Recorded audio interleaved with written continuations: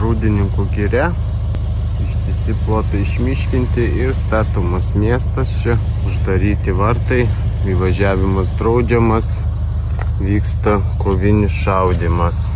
Tiek ir tos laisvės judėjimo ir žmonių patekimo į mišką. Miško čia jau nebeliks, stato miestą. Taip poligonizacija vykdoma. Štai čia irgi negalima važiuoti į mišką. Draudžiamas ženklas, žymintis pavojingos teritorijos ribas. Dabar yra savaitgalis, kovo 21, pro uždarytus vartus judėjimas draudžiamas. Reiškia, nuo 16 iki 31 visom dienom yra judėjimas draudžiamas, nuo 9 iki 22 valandos.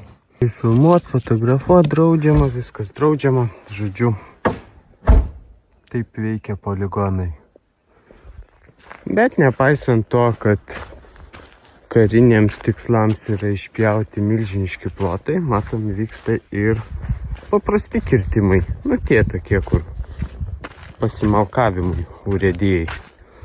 Tai va, kaubriukas su savo straubliuku ir čia įlenda. Niam.